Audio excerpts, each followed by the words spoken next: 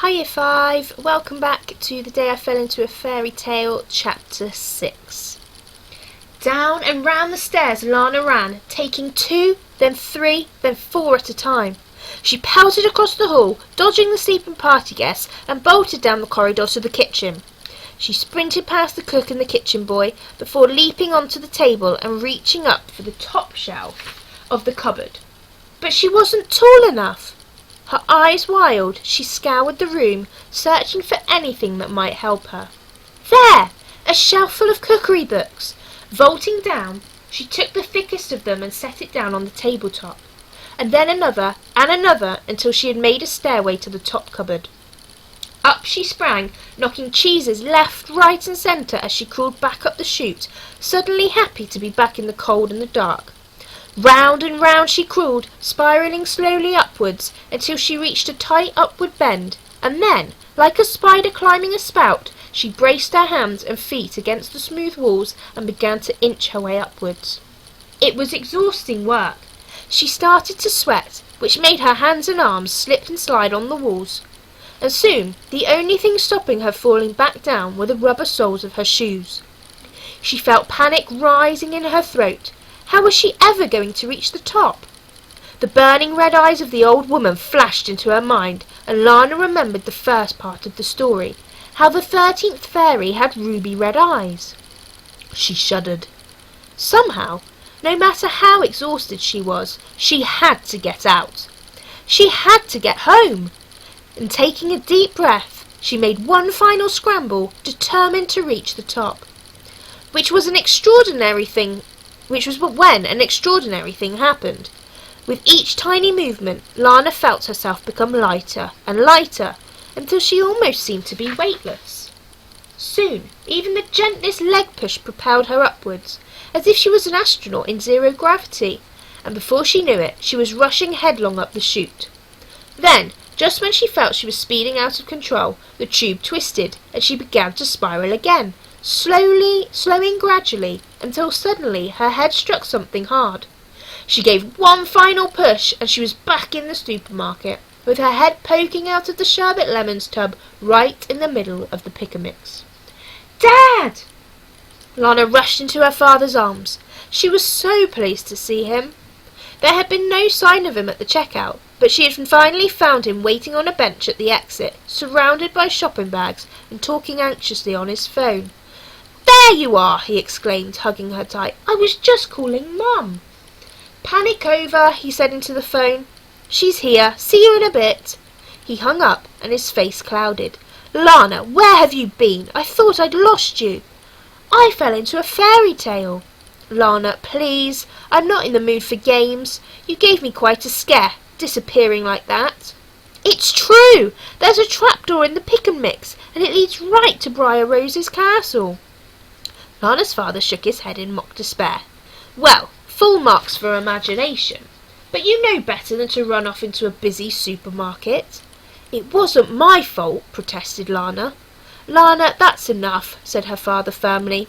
I said there would be a consequence, so that means no story tonight.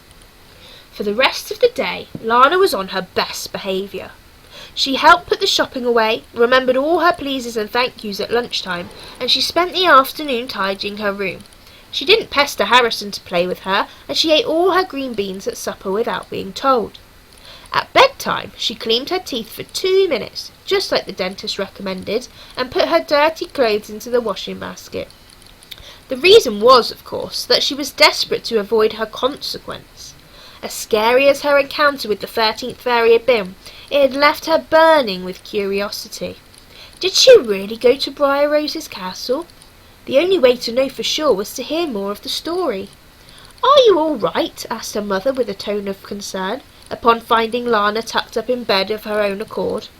I thought I'd be good, replied Lana, because I really want to hear more of Sleeping Beauty. Lana, you know that we said no to that story tonight because of what happened at Grimm's. Please, begged Lana. I've been so good all day. Said her mother, as if she was in two minds. I even brushed my hair and left my clothes out for the morning. Her mother gave a tiny smile. Lana could tell she was winning her over.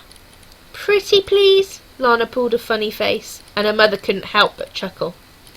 Well, I suppose it can't really hurt, she said. I'll go and guess it, but if you do feel scared you must tell me. I don't want you to have nightmares. Lana closed her eyes. A warm, excited feeling bubbled up inside her at the thought of finding out what would happen next to Briar Rose. She heard her mother's footsteps padding down the hall, the sound of a drawer opening, and then the same footsteps padding back again. There was a loud sneeze, and Lana opened her eyes to see her mother sitting beside her, holding the big red leather storybook. Dust, explained her mother, her eyes watering. Now, where were we? She asked, leafing through the pages. Spindles, said Lana. The king has just destroyed them. Ah, yes, said her mother, spindles. And this, well, this is pretty much what she read to her. True to the king's word, after the banquet, every spindle in the kingdom was destroyed. The very act of spinning itself was declared illegal. And with no spindles for Briar Rose to prick her finger on, the king and queen stopped worrying about the 13th fairy's curse, and life went back to normal. The king took up archery again, and the queen got back into wild swimming. So it was that on her 15th birthday, while the servants prepared her birthday lunch and the king and queen were out pursuing their hobbies, Briar Rose decided to explore the palace. After wandering through the gardens and browsing the books in the library, she spotted a spiral stone staircase that she had never seen before. Briar Rose climbed up and up, round and round, until she reached a locked door. Sitting in the lock was a rusty old key. She turned it, and found herself in a tiny room in a turret of the castle. At the far side of the room, sitting with her back to the door, was an old woman. She was working away at something, but Briar Rose couldn't quite see what. "Hello," said Briar Rose, but the old woman didn't seem to hear her. "Excuse me," said Briar Rose, reaching out to touch the old lady's shoulder. The old lady froze, as if in shock. Then slowly she turned, and the princess was alarmed to see that her eyes were ruby red. "Forgive me," said the old woman. "I was so busy in my work I didn't hear you come in." "What are you doing?" asked Briar Rose. Why don't you know what this is?" asked the old woman with a mischievous grin. As she spoke, she held up a pointed stick, wound with thread. Briar Rose shook her head. "It's a spindle, my dear. Watch." Briar Rose watched, spellbound, as the old woman unravelled the cocoon of silkworm, spinning it into thread with the spindle. The thread shimmered in the light and looked so beautiful that Briar Rose wanted nothing more than to press it to her cheek. "Here, child, come, sit beside me and spin," the old woman said. Briar Rose sat, and the old woman handed her the spindle, but the instant Briar Rose took hold of it, she pricked herself.